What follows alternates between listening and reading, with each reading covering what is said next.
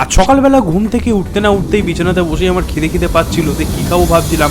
তারপর ভাবলাম আমার জোম্যাটোটা খুলেই দেখা যায়। আর জোম্যাটোটা খুলতেই আমার চোখে পড়ে সব থেকে হেলদি খাবার, সেটা হচ্ছে ছোলা ভাটুরা। অর্ডার যখন দিচ্ছিলাম ভাবলাম তাহলে দু জায়গা থেকে দেওয়া যাক, তাহলে এখানে কম্পারিজন ভিডিও টাইপের হয়ে যাবে। পেমেন্টটা করে দেওয়ার পর এখানে 20-25 মিনিট টাইম লাগাচ্ছিল, তাই কি করবো ছাদে গিয়ে কিছুক্ষণ টাইম পাস করছিলাম। ফার্স্ট আমার কাছে চলে আসে হচ্ছে ভাটুরা সিং এর ছোলা ভাটুরা, তারপর আসে হচ্ছে আমার কাছে হলদিরামের ছেলে ভাটুরাটা। আর এখানে ভাটুরা সিং এ আমার খরচ হয়েছিল হচ্ছে 178 টাকা, বাট এখানে 172 টাকা দেখাচ্ছিল, আমি জানি না। আর এখানে প্যাকেজিংটা দেখতে পাচ্ছেন খুবই সুন্দর। আর এটা বলার একটা কারণ হচ্ছে সেটা হচ্ছে হলদিরামেরটা যখন দেখবেন তখন বুঝতে পারবেন। সত্যি বলতে ভাটুরা সাইজটা কিন্তু সত্যি দারুণ ছিল, বড় ছিল আর ভালো মোটা ছিল। আর এখানে আমি নিতে যাচ্ছিলাম ফার্স্ট বাইট, আর ভাই সত্যি বলতে দারুণ ছিল টেস্টটা। আর এখানে দিয়ে দিয়েছিল একটা জায়গায় চাটনি আর পেঁয়াজ, আর একটা জায়গায় ছোলা, আর একটা জায়গায় ভাটুরা। এখানে আমি একটা ভাটুরা এক্সট্রা নিয়েছিলাম, মানে এক প্লেটে দুটো টাকা, আমি আর একটা এক্সট্রা নিয়েছিলাম। আর এই পুরোটা দাম পড়েছিল আমার 178 টাকা। তারপর আসা হচ্ছে আমার কাছে হলদিরাম, আর ভাই এটা খুলতে গিয়ে মানে কি বলবো, পুরো আনবক্সিং করতে হয়েছে আমাকে। আর হলদিরাম প্যাকেজিংটা এত সুন্দর করেছিল, এতটা সিকিউর করেছিল যে যেটা খুলতে খুলতে আমার খাবারটা ঠান্ডা হয়ে যায়, আর সেই কারণে আমি সেরকম একটা স্বাদও পাই না। আর এখানে আমি বলে রাখি, এখানে আমি দুটো নিয়েছিলাম হচ্ছে ছোলা ভাটুরা, আর সাথে ছিল কি এখানে তরকারি দিয়েছিল জানি না, আর একটা দিয়েছিল আলুর দমের মতন তরকারি।